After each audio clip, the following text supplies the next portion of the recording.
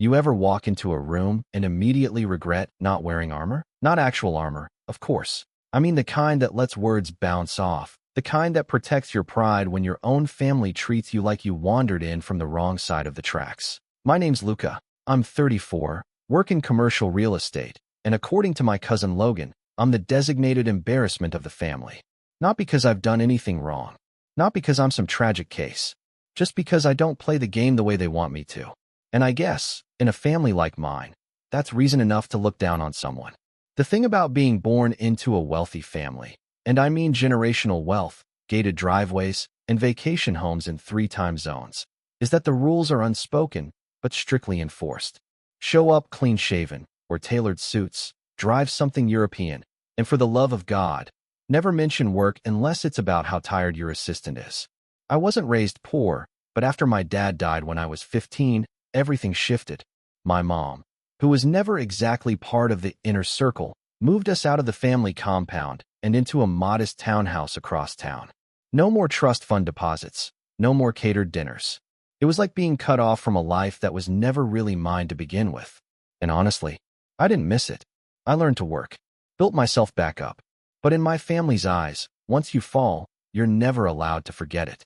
So when I showed up at my Uncle Rick's retirement party, held at a vineyard the family basically considered their backyard, I already knew the vibe. I'd gotten the formal invite 2 weeks prior, but I hadn't planned on going. It was my mom who gently nudged me into it. "It might be nice to see everyone again," she said, her voice careful, like she was trying to pretend this was normal. I could see it in her eyes, that soft hope that maybe this time, they'd treat me like I belonged. I didn't want to disappoint her. So I put on my best charcoal gray suit, shined my shoes, and told myself I could survive a few hours of polite nods and empty compliments. The moment I arrived, I knew nothing had changed. It was all champagne smiles and handshake politics. My cousin Logan was the first to spot me, standing near the terrace with a glass of something expensive in hand, flanked by 2 of our other cousins who had long since become copies of him. Logan's the kind of guy who always looks like he's fresh out of a yacht catalog, slick back hair, 2 white teeth, a tailored linen suit that probably cost more than my last 3 months' rent combined. He turned his head, gave me one of those slow up and down looks, and let out a short, derisive snort. "Still wearing those cheap suits, huh?" he said loud enough for everyone around to hear. His voice had that airy condescension I remembered from when we were kids. "Just don't steal anything. We know times are tough." I froze. There was this half second where I wondered if I'd heard him right. Then, like a pack of obedient hyenas, the group around him chuckled. Some more awkwardly than others, but none of them said a word in my defense. I smiled. Not because I found it funny. Just because that's what you do when you've already made peace with the fact that they'll never see you as more than a cautionary tale. "Good to see you too, Logan," I said, keeping my tone neutral. He smirked and raised his glass in mock salute. The rest of the evening blurred into a parade of forced pleasantries and passive-aggressive small talk. Aunt Candace asked if I was still doing that thing with buildings, as if commercial real estate was some phase I'd grow out of. One of my other cousins, I forget which, they all blend together, asked if I was dating anyone with money this time. It was like being pecked to death by pigeons and pearls. I found myself gravitating toward the edges of the event, sipping water while everyone else made a game out of showcasing how impressive they were. But then something odd happened, something that didn't quite fit the usual script. About an hour into the party, one of the caterers, a guy maybe in his late 20s, in a black shirt and apron, made his way over to me. He looked a little hesitant, like he wasn't sure if he had the right person. "Hey," he said, lowering his voice. "Sorry to bother you, but we're ready to process the final payment. Do you want it all on one card, or—" I blinked. "I'm sorry." He scratched his head. "You're Mr. Rinaldi, right? Luca Rinaldi? The contract said you were the point of contact for this event." My eyebrows lifted, and then it clicked. The booking name. The contract. I turned my head slowly toward the party. Specifically, toward Logan, who at that moment was laughing at something and pouring himself another glass of red. Something inside me shifted. I glanced back at the caterer. "Oh," I said casually. "You know what? You should probably check with him." I nodded toward Logan. "He's got it. This was his idea, right?" The caterer looked confused, but nodded and wandered off toward the terrace. I stayed exactly where I was, watching from a distance as the scene unfolded like a slow-motion car crash. Logan looked puzzled at first. Then the caterer handed him something, probably the final invoice, and I saw his expression change. His mouth moved in a tight line, then opened slightly, like he was trying to form an objection. But the caterer just stood there, arms crossed, waiting. My smile deepened, but I didn't move. I didn't need to. The wheels were already turning, and all I had to do now was let them. But to understand why this moment mattered, why it cut so deep, and why Logan deserved every second of it, you need to know a little more about what happened in the months leading up to this party. Because this wasn't just about a jab at my suit or a stupid insult in front of a crowd. This was the boiling point of years of quiet jabs, broken promises, and one particular family betrayal that I hadn't spoken about since it happened. And if you're still with me, buckle up, because things were about to get a whole lot uglier. Growing up, Logan and I were always side by side. Not because we were close, but because our moms insisted on it. Our birthdays were just 2 months apart. We went to the same private schools, and we were always paired off in family photos like some forced symmetry. But even as kids, the lines were drawn early. Logan was the heir apparent, the golden boy. Tall, athletic, naturally charming in that rehearsed, pageant kid sort of way. I was quieter, smaller, and according to Aunt Candace, too sensitive for my own good. She'd say it with this tight-lipped smile like she was diagnosing a flaw she'd be forced to tolerate. Every family dinner, every holiday, every godforsaken gala was just another chance for them to remind me I wasn't cut from the same cloth. But I took it. I swallowed it. Not because I believed them, I didn't, but because my mom deserved peace. After my dad passed, she never remarried. She worked 2 jobs just to keep us in the school district, pretending like we weren't barely holding on while the rest of the family floated on generational wealth. And yet, she never let me speak badly about them. They're still family, she'd say gently, her eyes tired. Don't stoop to their level. So I didn't. I kept my head down, studied hard, worked internships through college, and climbed my way into real estate one cold call at a time. I wasn't flashy, and I wasn't loud, but I built something real. By 31, I had 3 apartment complexes under my belt and a business model that was finally turning serious profit. I didn't need anyone's approval. I had my own. But the thing about Logan is, he always needed an audience. At 28, he blew through his first trust fund launching a fashion startup that folded in under a year. At 30, he was pushing crypto schemes. By 32, he was dabbling in luxury event planning. Something about creating curated experiences for legacy families. Whatever that meant, he always knew how to pitch himself, and he always knew how to spin failure into a pivot. But under the surface, Logan was sinking. And none of them, not Uncle Rick, not Aunt Candace, not even my grandmother, seemed to notice. Or maybe they just didn't care. As long as he looked successful, that was enough. About 6 months before the retirement party, I got a call from him out of the blue. "Luca, cousin, my man. You busy?" I remember checking the screen twice to make sure it was really him. We hadn't spoken in almost a year, not since the last family get-together where he joked about me flipping abandoned laundromats for rent money. "Hey, Logan," I said cautiously. "What's up?" He dove right in. "So, I've got this client. Big name. Can't tell you who, NDA and all that, but they're looking to do a private party, super hush-hush, vineyard setting. Think candlelight under the stars, string quartet type thing. Anyway, I remembered you've got connections in commercial spaces and rentals. Any chance you know a vineyard owner who might let me book discreetly?" I paused. "I know someone who owns one. Why not go through the usual channels?"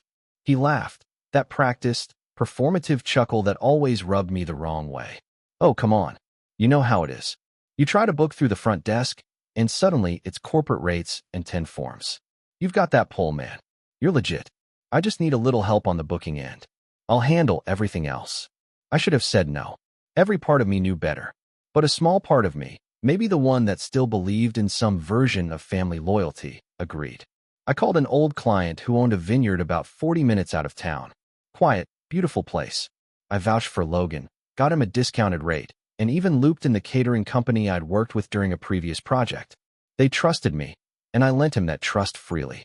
3 weeks later, I saw a post on Instagram, honoring the legacy, a night for Rick Rinaldi, and there was Logan, front and center, arms around Uncle Rick and Aunt Candace, playing host in front of the exact venue I'd booked. There was no client, The private party was the retirement event all along. And I hadn't just helped him plan it. I'd handed it to him. My chest tightened.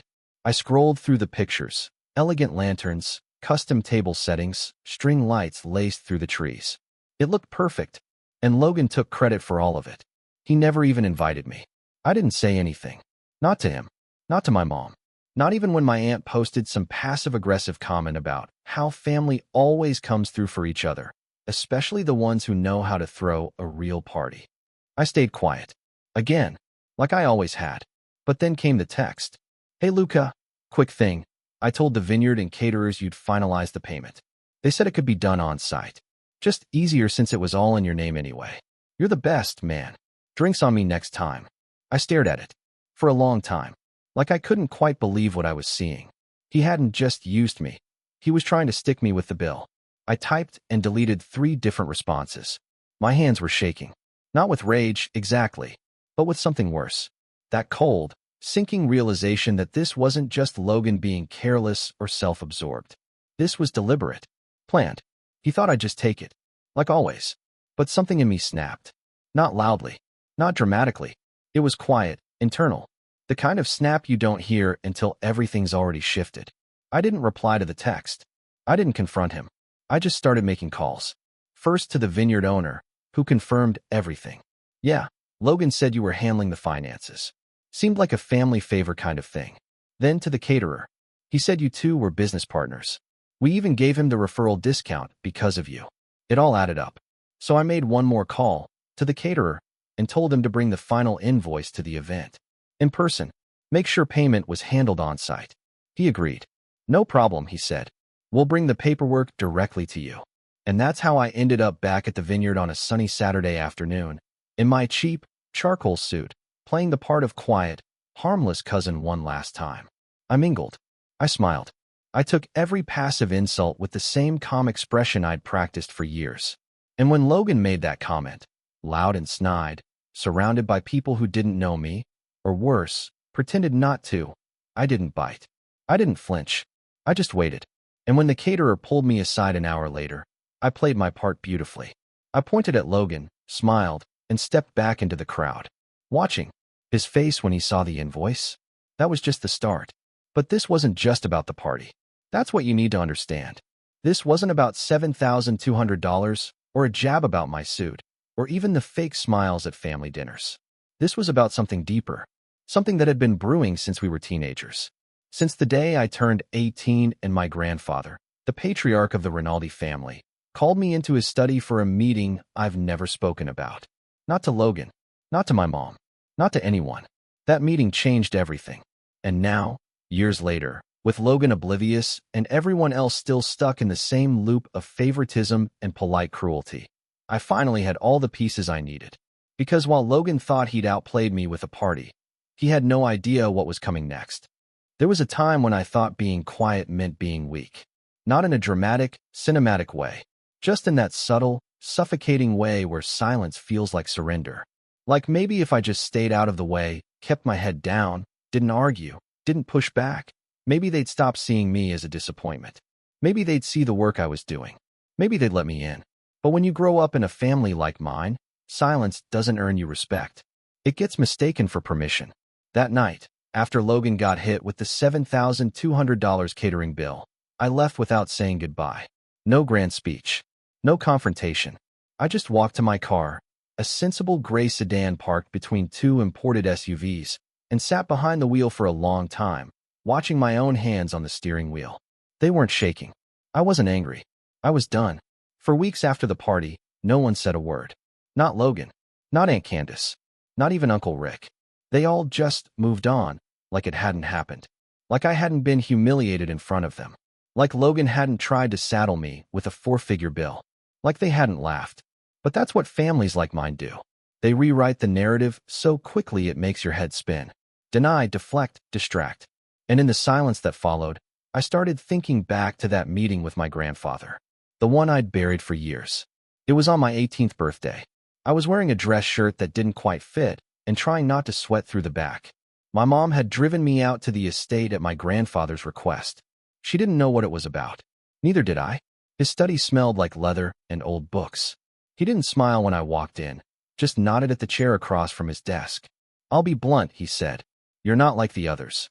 I remember feeling my stomach drop. I thought he was about to cut me out of something, or worse, lecture me on how I'd never measure up. But instead, he continued. "Logan, he's got the name, the look, but not the head. You've got the head.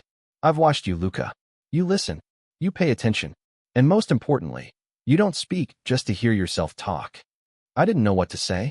My grandfather wasn't exactly known for compliments. He opened a drawer and pulled out a small black binder, thick with documents. He pushed it across the desk to me. "I set up something for you," he said. "It's not in your name, not yet. But one day, you'll know what to do with it." I opened the binder. Inside were deeds, contracts, ownership shares, names I didn't recognize at the time, but would later come to know. A small but diverse portfolio, a parking garage, a strip mall, 2 rental properties in the outskirts of the city, and 30% ownership of a holding company I'd never even heard of. "I need someone in this family with both feet on the ground," he said. "Not just another Rinaldi who thinks the world owes him a yacht. You don't need to tell anyone about this. In fact, don't." I nodded slowly, unsure what I was agreeing to. But I kept that binder. Memorized every page. Never told a soul. When he passed away 3 years later, the will was straightforward. Most of the assets went to his children. Logan got his vintage watches. Aunt Candace got the summer house. I got nothing. At least, that's what everyone thought. But I still had the binder. And over the years, I quietly began building from it. While Logan threw money into startups and brand deals and yacht parties, I bought cheap foreclosures and converted them into duplexes. I made partnerships with property managers. I learned how to read market shifts, track neighborhood trends, and negotiate commercial leases. By the time I was 27, I doubled the value of the original portfolio. By 30, I was cash flowing 6 figures annually. Quietly, under a different LLC. No one in the family even knew the name on the mailbox.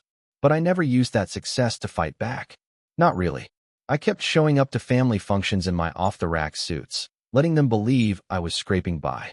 I told myself I was keeping the peace, that I was being humble. Now I wasn't so sure. After the retirement party incident, I found myself questioning everything. The bitterness wasn't just because of what Logan did. It was because I let him do it. Again, I kept giving them the benefit of the doubt, like some starving dog waiting for scraps of decency. But maybe the only way to be seen was to stop hiding. And that started, ironically, with another betrayal. 2 months later, I got a call from a realtor friend of mine. "Hey, weird thing. I got an inquiry on that warehouse you're co-invested in. Thought you'd want to know someone's trying to buy it out from under you." I blinked. "What do you mean?" He sent over the info. And there it was. A holding company owned by Logan Rinaldi had put in a bid.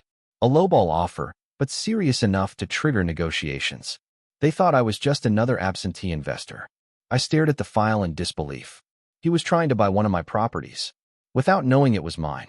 Whether it was another scheme or just dumb luck, it didn't matter. That was the moment everything clicked. He still had no idea who I really was. And maybe no one did. So I started reintroducing myself. I rebranded my real estate company with my actual name, Rinaldi Development Group. I updated the LLCs. I posted my first press release in a decade, highlighting a multi-million-dollar redevelopment project I was leading downtown. I started accepting speaking invitations at real estate forums. I even hired a small PR team to polish the story. And slowly, the calls started coming in. "Luca? Hey, it's your cousin Jenna. I didn't know you were working on that Midtown project." "Wait, are you the Luca from that commercial real estate article?" Even Aunt Candace sent me a clipped little text. "Saw your name in the paper. Impressive work. Hope you're doing well." But not Logan. Logan stayed quiet.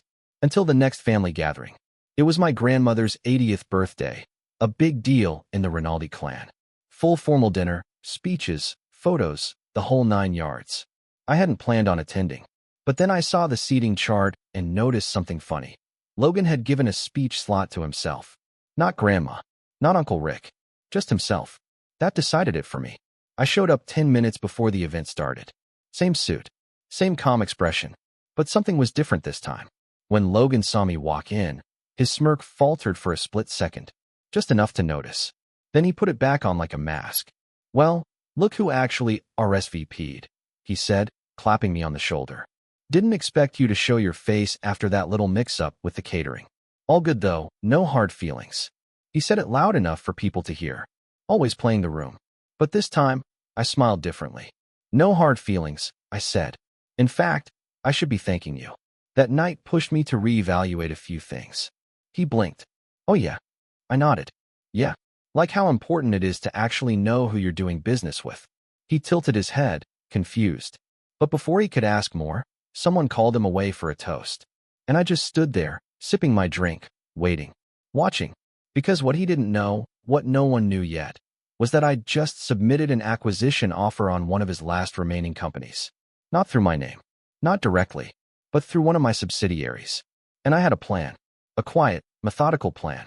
Because when you've been underestimated your whole life, revenge doesn't have to be loud. It just has to be earned.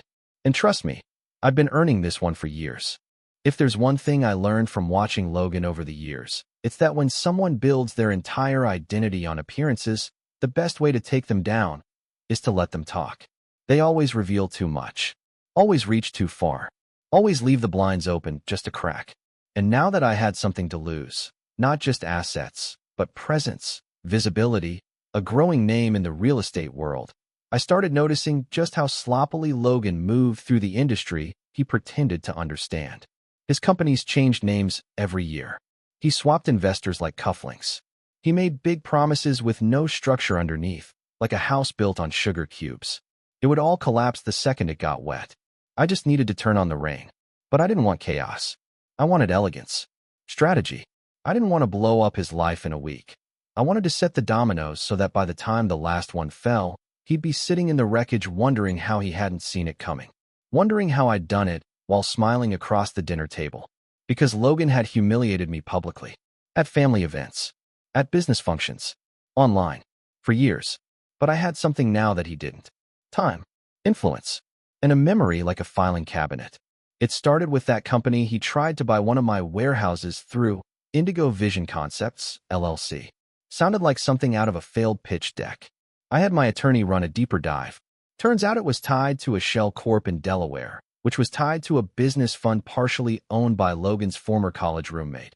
A guy I remembered from one of Logan's Instagram beach trips, the kind of guy who never wore socks and always called people boss. I reached out to him under a pseudonym. Told him I represented a buyer interested in acquiring Indigo Vision Concepts. He said Logan wasn't looking to sell, but hinted that the company was cash thin and pivoting. I pushed gently, expressed interest in purchasing some of their debt instead. Suddenly, he was a lot more willing to talk. It wasn't hard to connect the dots. Logan was over-leveraged, had poured money into a chain of event venues that were bleeding rent, and was behind on several vendor contracts. His legacy event empire was a smokescreen, and I was now in position to control the airflow. But even then, I didn't move too fast. I took my time. Over the next 3 months, I did something I'd never done before. I started letting people see me. Not the quiet, polite Luca who showed up to family events and dodged eye contact. Not the kid in the cheap suit, trying to shrink himself to avoid a comment. No, I was done hiding. I started showing up to industry panels with my nameplate front and center. I gave a TEDx-style talk on urban redevelopment at a real estate conference in Chicago, posted clips of it on LinkedIn, which led to 2 podcasts and a local news segment. I started putting my photo next to my name on our company's site. Small thing, but it mattered. And I made sure every press release, every announcement, every article included the full name. Luca Rinaldi, CEO of Rinaldi Development Group. Because when Logan finally figured it out, I didn't want there to be any doubt. In the meantime, I made friends. Not in the schmoozy, fake laugh kind of way. I'd spent years building real relationships with vendors, contractors, city officials, the people Logan treated like props, the people he underpaid, overbooked, or ghosted. I started asking questions. Hey, did Logan ever clear that payment from last year? Did you ever get that equipment deposit back? Has he been renewing your contract or stringing you along? And the stories came flooding in. One DJ told me Logan had bounced a $2,000 check after a wedding and then blamed his assistant. A florist said she once drove 2 hours to set up an event only to find the venue locked and unpaid for. A lighting technician told me he'd had to threaten legal action just to get reimbursed for rental damage Logan's team caused. There was a pattern. And now, there were names. I compiled everything. Dates, invoices, photos, screenshots, vendor contracts. Not to sue. Not yet. I wanted leverage. Because Logan didn't just build his name on the illusion of wealth. He built it on being untouchable. Charming. The guy who knew everyone. If that illusion cracked, even a little, it wouldn't be long before his house of cards blew over. But I still needed the right moment. And then, the moment came, like a gift wrapped in arrogance. Logan announced, on Instagram of course, that he was opening a new luxury event venue in the heart of the city. Big launch party. Black tie. The post showed a mock-up of a gorgeous glass structure surrounded by fairy lights and rooftop views. I stared at it for a long time. Not because it was impressive, but because I recognized the building. It was one of mine. Specifically, one of the properties I'd acquired 6 months earlier through an investment group. We were still finalizing interior renovations. The building hadn't even cleared final inspections yet. No permits had been issued for events. No contracts had been signed. It wasn't even zoned for public gatherings. And yet here he was, announcing a grand opening in 3 weeks. He was bluffing. Hard. I smiled. This was it. The perfect stage. I picked up the phone and called my property manager. We need to review the lease agreements on 712 East Lexington, I said. I think we've got a squatter. But I didn't shut him down. Not yet. Instead, I had my team send a formal request for documentation. Permits. Licenses. Insurance. We CC'd his generic business email and his LLC's legal contact. We didn't accuse. We didn't threaten. We just asked. Politely. And predictably, Logan replied through his assistant. Or rather, someone pretending to be his assistant. The grammar was awful, and it was clearly him behind the screen. Everything is in process, just a minor delay with city paperwork. No need to stress, we're all good to go. We waited. And while we waited, I started making calls again, but this time, to the guests. See, Logan had posted a partial list of confirmed RSVPs on his Instagram story. Names of influencers, former clients, a local city councilwoman, and even a few family members. I reached out to every one of them. Introduced myself as the actual owner of the venue. Explained, calmly, that the property wasn't cleared for use. That the event was not sanctioned.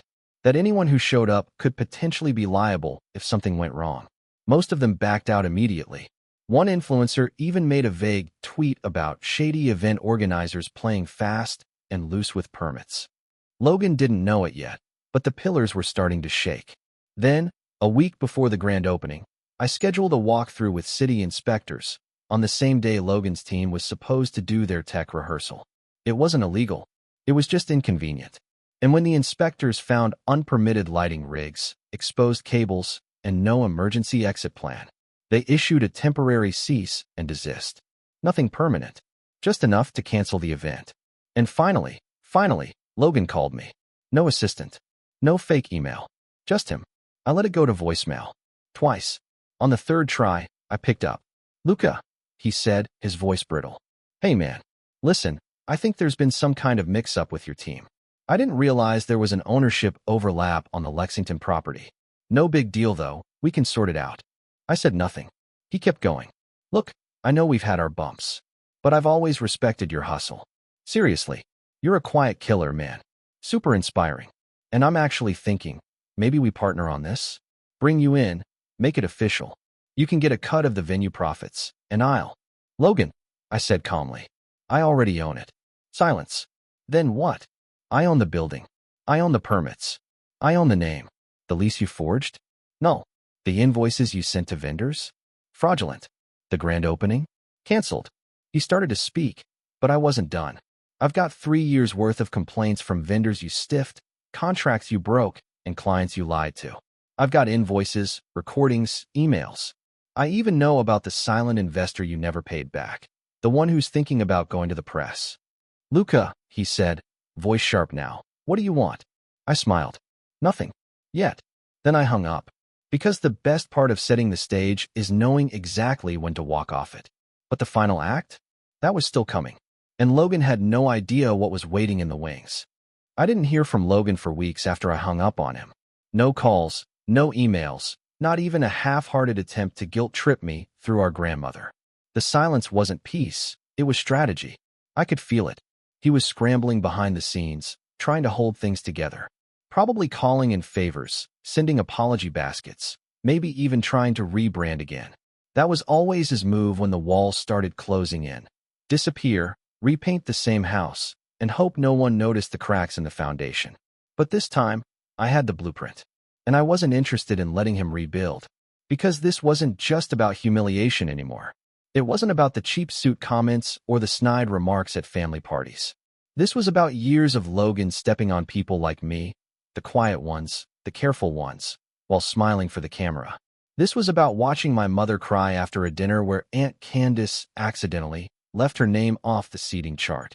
About missing my grandfather's funeral because Logan forgot to update the group chat with the right time. This was about justice, but I wasn't going to take it by force. I was going to let him hand it to me. And he did. About a month after our call, I got an email from one of the vendors I'd interviewed during my quiet investigation. He was a lighting technician, quiet guy, no nonsense, ran a small crew of freelancers.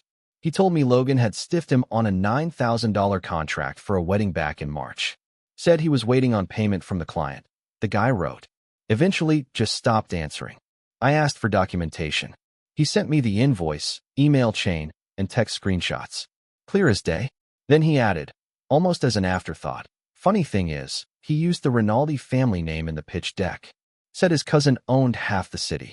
That true? I smiled. It was about to be.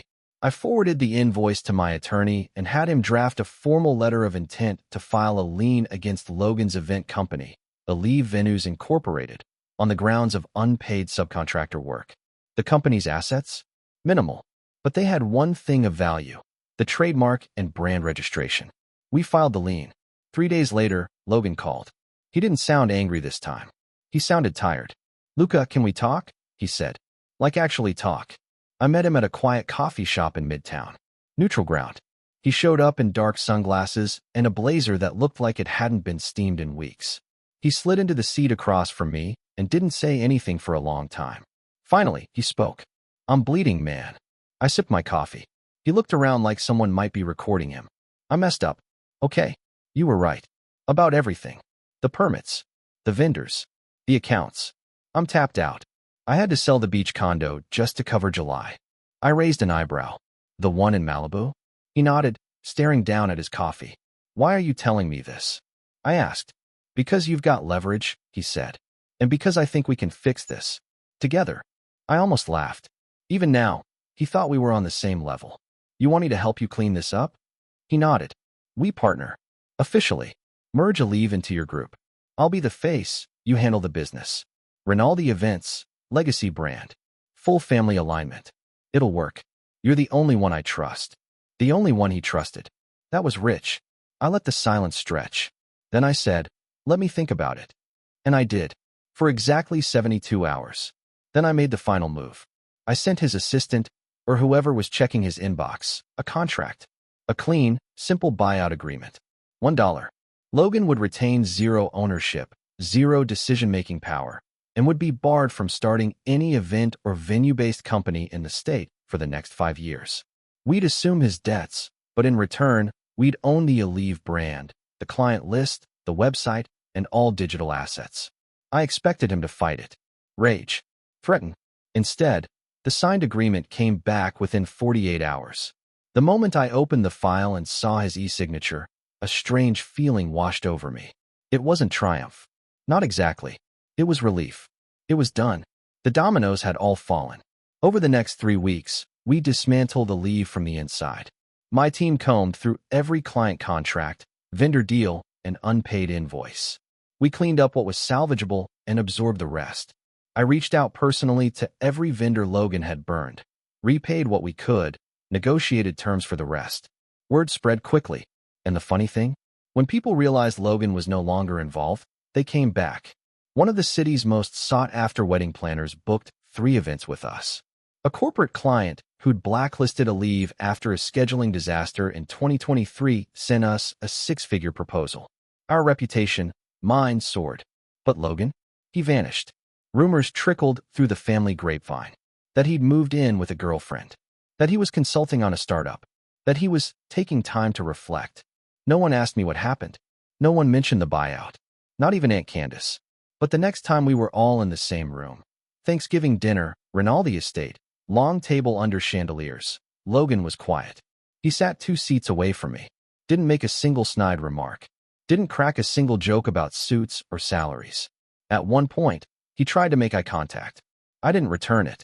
And when Uncle Rick stood up to give his usual rambling toast, thanking everyone for being part of this great family legacy, he added something new. And a special shout out to Luca for taking the Rinaldi name into the city and making it shine. Your grandfather would be proud. The table clapped. Even Logan. Later, as I stepped outside for air, my mother came up beside me. She smiled, wrapped her shawl tighter around her shoulders, and looked at me. You've come a long way, Luca. I nodded. Took the long road. She touched my arm gently. You took the right one. And as the cold air bit at our faces and the lights from the estate glowed warm behind us, I realized something. This wasn't just revenge. It was reclamation. Of my name. My work. My place. Of everything they tried to take from me. Dignity, pride, identity, and everything I'd quietly built back, one brick at a time. I looked at the stars, then back at the house, and I smiled, because they'd never laugh at my suit again.